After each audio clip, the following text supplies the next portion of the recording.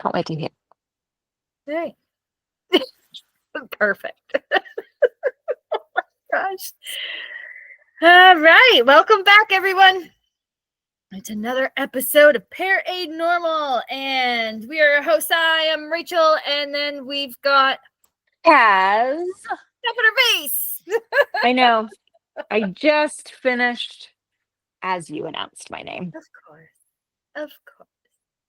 Well, I would say what's new this week, but it's still the same week. We're just recording double podcasts this week because we have busy. Well, you have a busy life. I'm currently on strike, so and Well, being able you to have walk. a So busted up foot, so yeah, you have to rest and get better for some upcoming fun shenanigans. yeah, no kidding, no kidding. Yes, my busted ass foot where I'm not allowed to move. No. Oh. It's not broken. It's just there's a big tear or rip in my heel on the inside, like inside. So yeah, fun times, everyone. I'm just hanging out, being a gimp. Well, The joys of getting old. oh, Don't get old. it's Oh, all man. good. You'll have some nice R&R, and then we can go do some PI. Paranormal investigation to y'all. Oh my god. Or private investigation, whatever, same thing. Yeah. So everything's funny to me today because I'm tired because, last night I had to go see Lady Gaga. So yeah. Gaga! Great How was concert. that? And you know what? When I think about it, like it was one of the best because I've been to every single one of her concerts, sometimes more than once. But it was one of her best concerts I've seen, and it was literally like this like haunted dream. It was awesome. So yeah, she's actually going to be playing again tonight in Toronto in like an hour. Darn. Oh, Yeah. But that's anyway, very exciting. it is very exciting. I like some of her songs. I probably wouldn't know very many of them, but whatever. I think That's if she's okay. a good entertainer, it doesn't matter. Yeah, the person I went with, Liz, she didn't know much of them. Excuse me. She doesn't know much of them either, but she had a freaking blast. So That's good. Exactly. We had a great girls' night. But yeah, that's pretty much all the news in the last 4 days. Yeah, nothing really spooky happening. No. No. So, but when this airs, we will have done something spooky. Yeah. For Ryan's epic birthday adventure. So you might have to stay tuned for that. That might be a little bit of a podcast episode just in itself. I know. Maybe we'll do a little thing there. Who knows? We'll be so excited. I know. It's so exciting. But yeah, anyways, speaking of Ryan and his former job. Yeah. Gonna segue into this one. So our topic today is ghosts who solve their own crimes, also known as dun, dun, dun. So there might be a few things in here that might be trigger warnings to some people because it's going to deal with some death and murder and kind of nasty stuff. So just a heads up before you listen any further. So yeah, because I am fucking burnt out. This don't even ask. Anyways, I only was able to find one, and I know Kaz, you found a lot more than I did. I did some detective work of my own. There you go. Finally, somebody who's doing more work than me for once. I know. Researching people. So I can do like two, and then you can do one, and then I'll do two. Sounds good to me because I only have one. Mine's fairly big, but that was like the main one. I assumed you had already got that one. That's why I didn't even bother doing it. So I'm glad I did.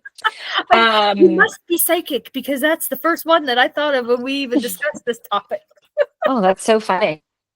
So just full disclosure, I have not verified if any of this is true. It could all just be bullshit. But away we go. Picture this. West Virginia, 1897.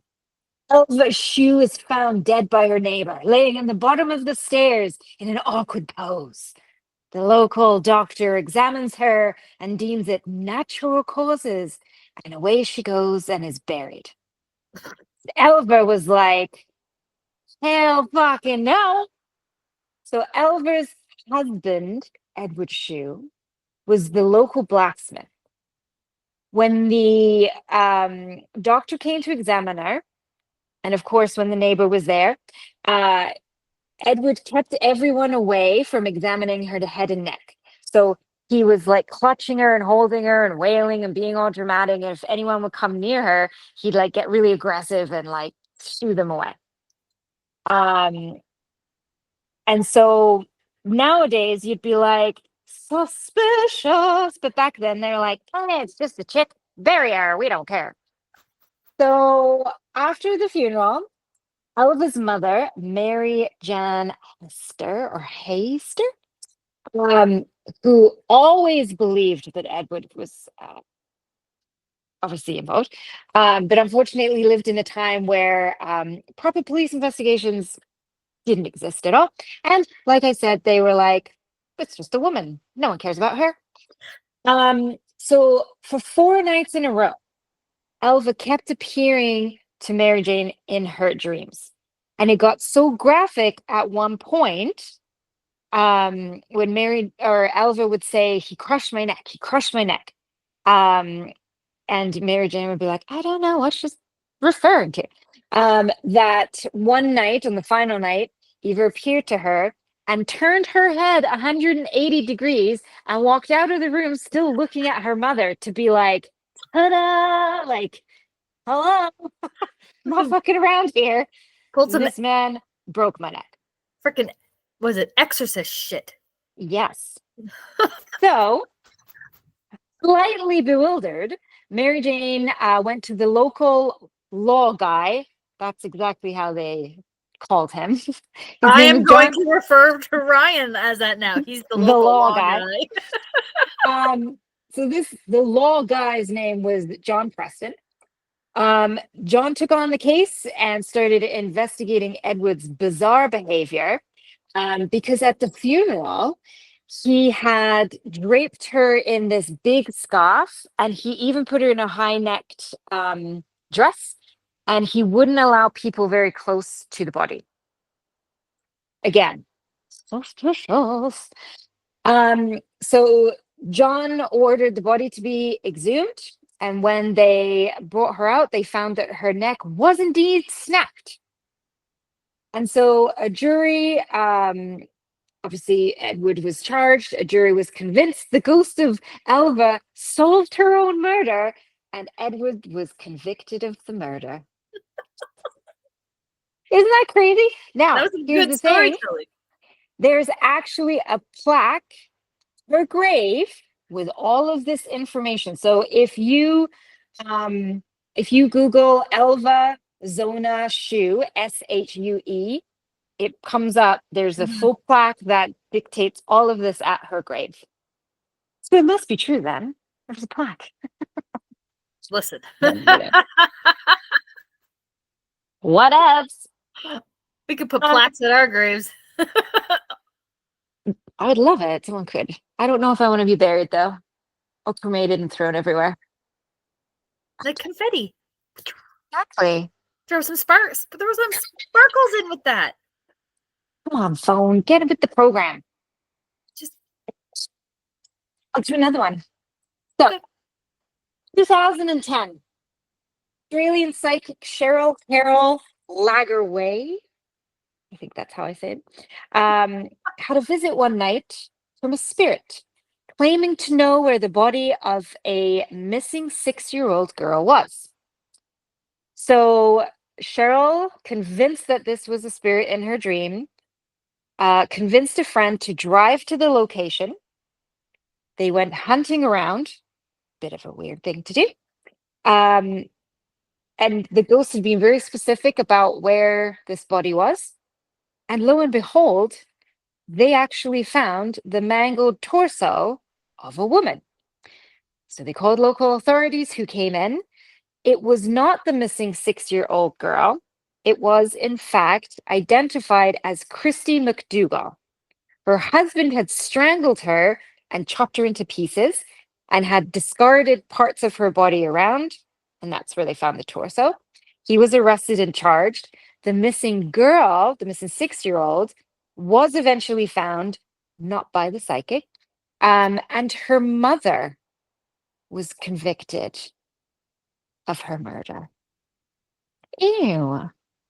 So a little wrong on the person, but a ghost still was like, I'm going to tell you where the body is. A And body. she solved the Christy McDougall murder mystery. That's messed up. It really is. And it's like, I suppose, because I was thinking about this, I'm like, if a ghost came to me and was like, this is where my body is. Would I go there? I would go there. Actually, I would go there. 100%. I would go there. I Yeah. know one time, the Oshawa Trails, I was walking my dog and there was this very strange looking garbage bag. Looked absolutely like there was a body in it. And I'm like, I'm gonna go look if there's a body in it. It wasn't. I don't even know what it was that was in it. What were you going to do if there was? Well, I'd call the police, obviously, but I don't know. I don't know. Poke it with And a then I'm stick, like, I suppose I don't honestly know. And even my dog at the time was like, are you nuts? Like, what are you doing? And the Oshawa Trails are horrifically scary. If you go off the trail, off the beaten path, which is where I was, what the hell is wrong with me? And now that I know from that law guy, Ryan, who's like, yeah, it's fully a body dumping ground back there. Yeah. I'm like, So holy shit. okay, so here's the thing.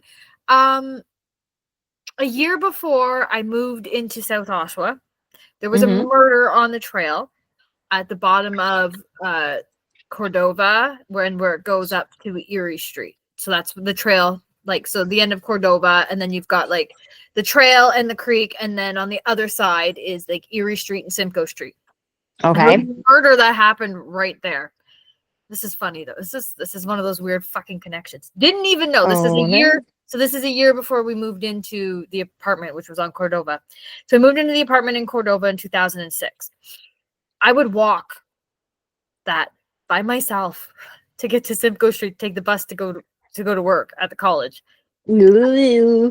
I didn't give a shit. I just walked it. I didn't care if it was dark out or not. I just walked it. Probably not the smartest thing to do, by myself nonetheless. No dog, Mm-hmm. no friends, just me. But where the person that was murdered at that spot about 10 years later, I would connect with him at the manor where I worked. Surprise. Whoa. Yeah. Yeah. Did he solve his own murder? Oh my God. Are we doing No, a story they know about he you right knows now? they know who did it. They know who Oh. did it, but it's a whole thing. We're not going to get into that. No. But wow. Yeah. Yeah. So, Cool. yeah, that was kind of interesting. Had no idea back then. Wow. No idea. There you go. No idea. But yeah, to the psychic, I don't know.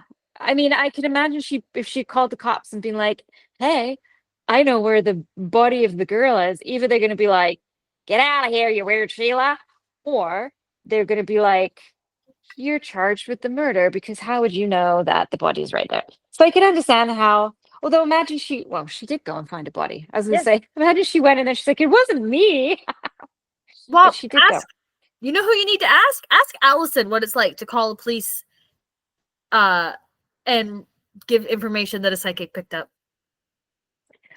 Well, I Because it was mean, actually done for that person that I was just talking about. It's a good story. well, this, I didn't write this all down, but this story, it goes on to say that while the police were, glad they solved the Christy McDougall thing, they do not endorse or condone the use of psychics or mediums. It was like a big disclaimer. Oh my God. Okay. That is Yeah. hilarious. But I know when the law guy that we know told Our us that local law a local law guy, when they would use a certain psychic guy who was really, really good. They're like, you know how many times we had to investigate him because he was so spot on. We thought he did the murders. Yeah. So that's the other thing you have to think of. Like, imagine you're truly getting these visions and you're telling the cops, and the cops are like, yeah, you're going down for murder, buddy, because you shouldn't Yeah, know you any look of too this. much. Unless Oh you can well. prove you were like super far away. Yeah. Mm-hmm. All right. So Let's now do I'm going to yours. talk about mine. Mine's just a little long, but it's not really that long. But so I'm going to talk about one that occurred in the 1970s. Ooh. And it was in Chicago, Illinois. So we're going to the States for this one. Surprisingly, there's nothing up here. Actually, There's no Canadian things I'm not that surprised. because we're too nice. Even as ghosts, we're like, I don't want to bother someone with my murder. Forget it. Yeah, fuck that. It's done now. They're at Tim Hortons, but they shouldn't be. But they're at Tim Hortons. Let them just live. Exactly. That's why. Exactly. All right, Ugh. so this was so a little backstory. So this is about Teresita Basa. So she was born in the Philippines in 1929, and she came to the US in the 1960s to study music. She ended up becoming a respiratory therapist after a while, and was working in a hospital or a clinic. I'm not quite sure. I didn't dig too far into it because I'll tell you at the end, if you really want to go in depth, there's another podcast you should listen to, and they'll go more in depth than that. And yeah, it's super good. It's what got me hooked on the podcast. So on February 21st, 1977, the fire department was dispatched to her apartment to put out a fire. So when they arrived, they found a mattress on fire, and it's really funny. As I was researching this, as soon as I got to this point, and I have this written down in my notes here, the fire trucks actually started going by outside, like down Simcoe, like super loud. I was like, whoa. Yeah, I have that written in my note here. Fire trucks currently going by, lots of sirens. Anyways, damn. So they found her body under that burning mattress, and she had a butcher knife like lodged in her chest. Oh. There was apparently at the time what looked like evidence of an assault, but that's just what it looked like. There was very little evidence around her because it had been destroyed by the fire. And there was no apparent motive for this. She was a well-liked individual. She had no enemies. She didn't have any issues with anyone. So they didn't know exactly why Teresita would have been murdered. Like, there was no reason. 5 months.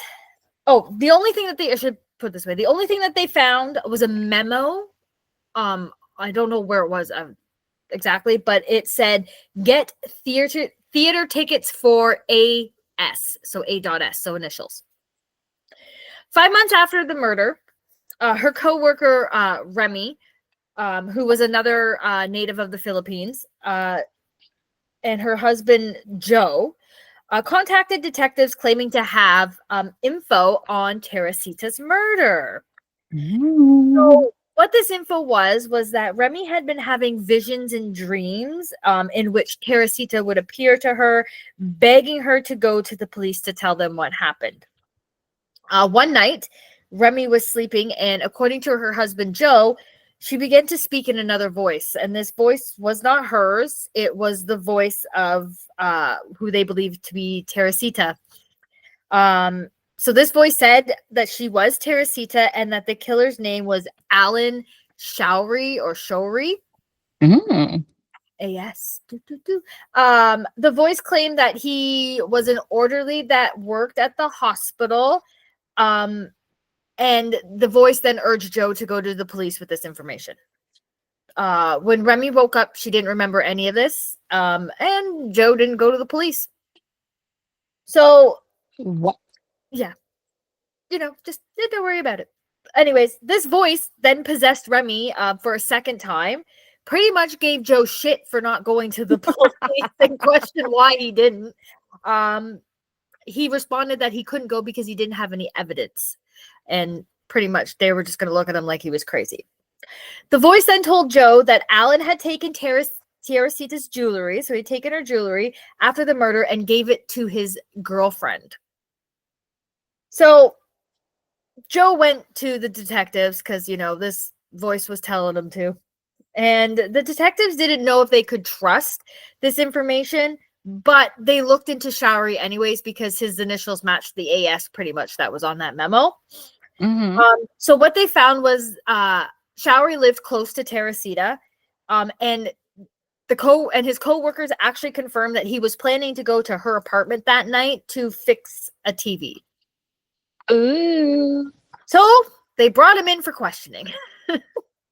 He did confirm that he went to her apartment. So he did confirm that he was at the scene to fix the TV, but he didn't have the right tools, so he left and went home. So the detectives decided to contact his girlfriend. And instead of asking, do you know where he was? They asked her, did Showery give her any new jewelry recently? She said yes. And so Teresita's family and friends were able to view the jewelry that Showery gave his girlfriend. And they did confirm that some of it was Teresita's. So when the detectives confronted Showery with this evidence, he confessed to the murder. So he pretty much said that he went there to help her fix her TV and said he didn't have the tools, left to go home, but decided he was going to return and rob her. And well, that's when things went south. And Damn. Yeah. So despite confessing, he pleaded not guilty. After a mistrial, he then did plead guilty. He only received 14 years and was paroled in 1983. So yes.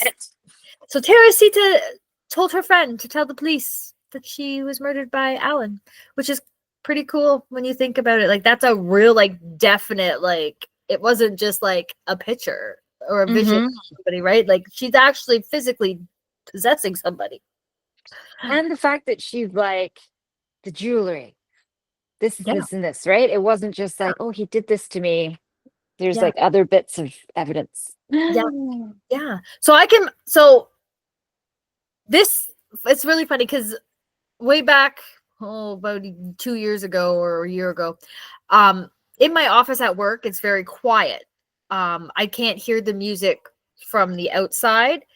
So I was looking for something to put on, and I don't want to listen to the same damn song over and over and over again because, radio stations like to do that.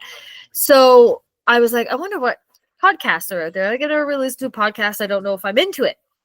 So I found a podcast on my Amazon Music, and I was like, I'm just going to click on a random one. And if I like it, I'll start from the bottom and move my way up. Well, it just so happened to be Morbid, and it was the murder of Teresita Bassa is the first one I listened to. And I got hooked on it. And I went to the bottom of the page, and I listened to all 600.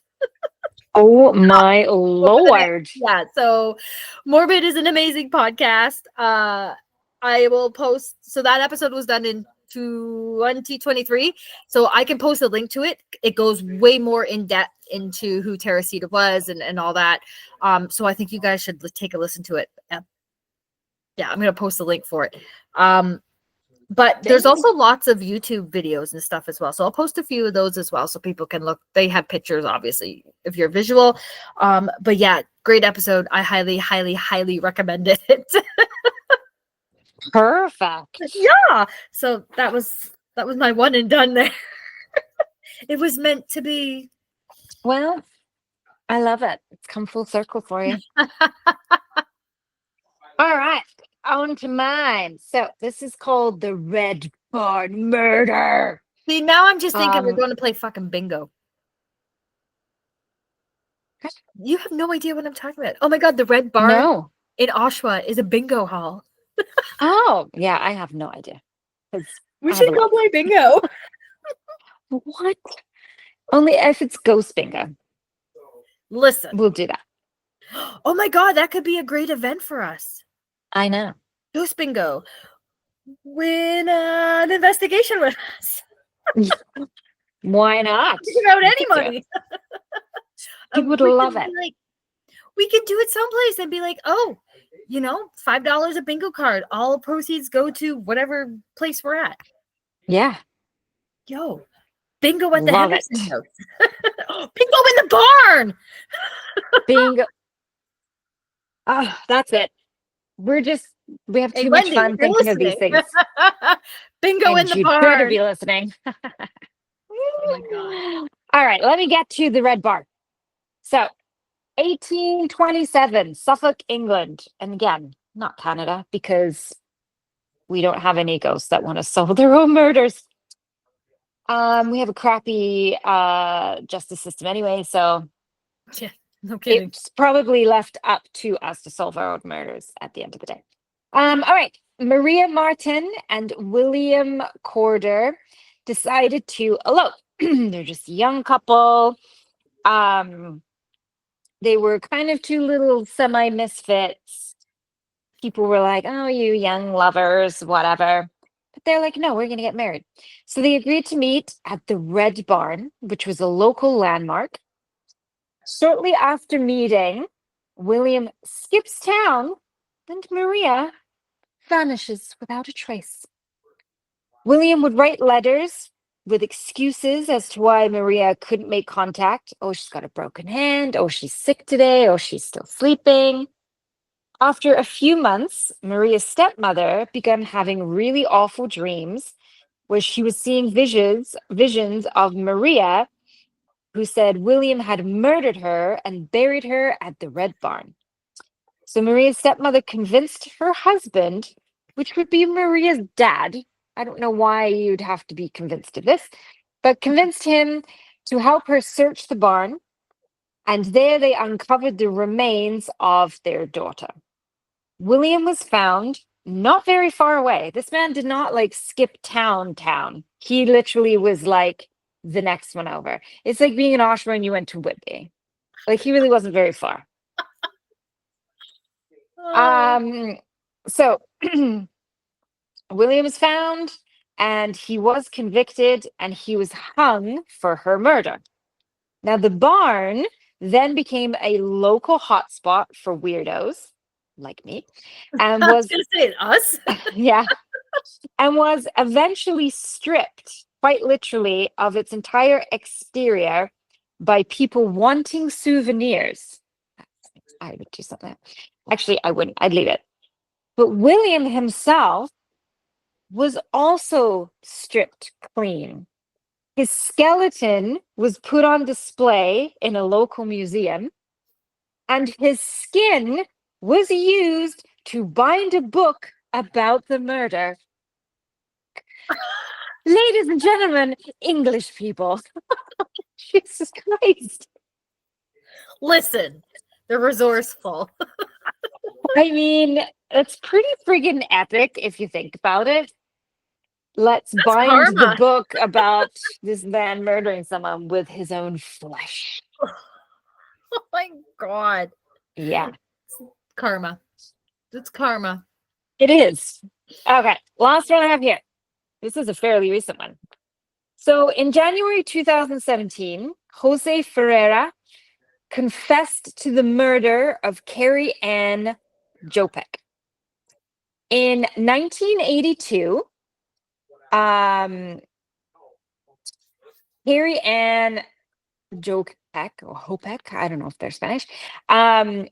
She was sort of suspended from school, but she didn't want to tell her parents because she really wanted to go to the party that night. So instead of going home, she just wandered the town. And it is said that Jose, who was slightly older than this 13-year-old, picked her up, drove her around, and then ended up taking her back to his house. While there, he tried to have sex with her, and she refused. So he kicked her down the stairs, and she broke her neck. It's unclear if she actually died instantaneously or if he left her, but she died regardless. Mm-hmm. She was missing for 2 years. It's unclear this portion, so I'm semi filling in the blanks. She was missing for 2 years, and then she was found like kind of underneath the outside porch of someone's house. It's a bit weird. I didn't know really what happened. But the case was cold for 30 years. They could not figure it out at all. Then in October of 2016, Jose called a local Milwaukee TV station to add some information about a cold case story they were doing a documentary on regarding Carrie Jopet. Jose knew far too many details, and the network was like, motherfucker did it. Not only did they become suspicious, they called the police and were like, we think we got your man. So Jose was picked up and detained and questioned. And allegedly, he said that more recently, the spirit of Carrie kept coming to him in dreams and haunting him so badly that he was scared to lie anymore. He confessed to the killing and was sentenced. I think he got over 35 years or something. But at least Carrie's mother finally found some peace. What Oh the my fuck? gosh. That's I don't know what took us so long to like go and haunt him.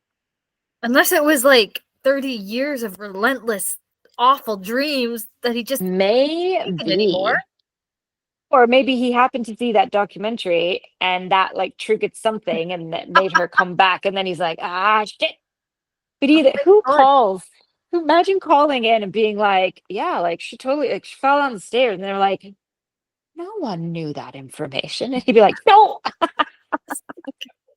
But it sounds like when they picked him up, he was so eager to confess because he was so scared of this ghost. There you go. Took her a while, but she got there. You know, I know. it is what it is. I mean, the communication that we get from some of the spirits when we're out is anything to go by. It could take 35 years to understand what the hell they're saying. So For true. God's sakes, you're like piecing bits and pieces together. You Yeah. go around in circles. Yeah. You ask a question and they answer one that you asked 10 hours ago, and you're like, Yeah. what the hell? It took a little while. I know. Oh my God. Then other times they're like right on the money. Yeah. It's good. It's good. Well, like last weekend, they were it's gonna be like 2 or 3 weeks from now, but I know. that was pretty good too. They was right on the money. We have a really, really awesome interaction with Kathy when we were up in that secret door, missing weird door skeletons in the closet thing. A woman's voice very clearly says, I feel fine. Like so clearly says it. And Kathy's like, you feel fine? And the woman's like, yes, it is so clear.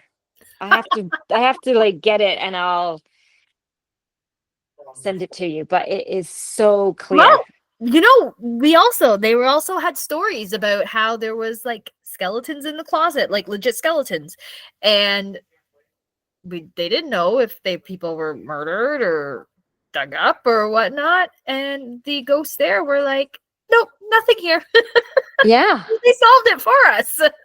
And it wasn't just like one time. We asked that question a couple of times and they were like, no, nothing like that happened. Unless that was the murderer who's like, nothing happened here. Nothing to see here, ladies. No Keep skeletons moving. in the crawl space. Exactly. I know. She didn't say if they had actually ever opened the door and looked. I assume the skulls are not in there now. That we should ask her. Maybe we'll send a follow-up email. Be like, forgot to ask. Did anybody ever go in there and look? Yeah, like where did that come from? That's a very distinctive thing to say. Yeah. That's that. If anybody knows any other stories about ghosts coming back to solve their own murders or terrify the people who did it or show themselves, we'd love to hear it. Because when you Google it, you only come across those 5. Nothing in Canada. Womp No. womp. No. So we have talked to a murderer who is dead. Yep. Yeah. Talk to him. Anyways, he could be a whole other podcast. If you like cults. I don't even know that I'd want to recognize that POS. No. If we were doing like a whole like crime, like true crime, like one, yeah, I would totally do him. Not in that sense, but That's a whole other podcast. Totally do him as an episode. But he really doesn't have any like ghostly stuff attached to him other than where we found him, which was in an old jail anyways. So that doesn't really have much to do with it. But yeah. But that's it. What is our next episode after this one? Because I don't even know. I don't know. We got so many all this week, and then there's a hiatus. I know. Because some of us were like, one of us is going to a place where it's probably going to be the same temperature here as it is there, because it's going up to like 26 here. Oh, nice. And sunny. So I don't know. Let me see here. Let me see what the next episode is, because now I really want to know. I am really confused as to why can't I find it. That's not it. But yeah. Where the heck is it? There it is. All right. Calendar. It'll be episode 45, and it'll be debunking. Yay! Yes. Oh, that's gonna be a good one. Love it. But yeah, so if you have any stories on like ghost solving their murders or even a crime, like, man, maybe a ghost helped stop a shoplifter. I don't know. Or Good theft. question. Yeah. Who knows? Maybe someone was trying to steal your car and some ghost stopped it. I don't know. We'd love to hear it. If you have video, I would definitely love to hear that. You can send your stories to our Gmail, so our email, so paranormalpodcast@gmail.com. So PAREHNORMAL podcast@gmail.com, or you can send it to us on Instagram or Facebook, and you can follow us on TikTok and watch our beautiful faces, because they just get better every single week.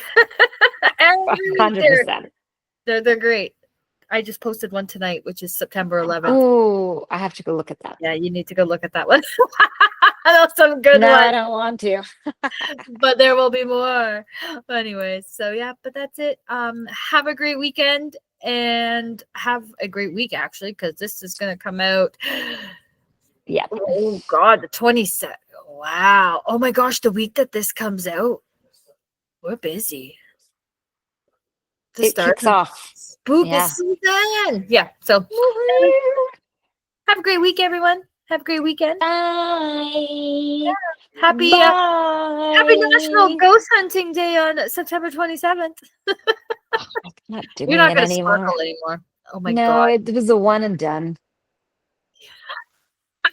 Anyway, I just look weird. That's every day. I'm used to it still. Bye-bye, everybody. Bye.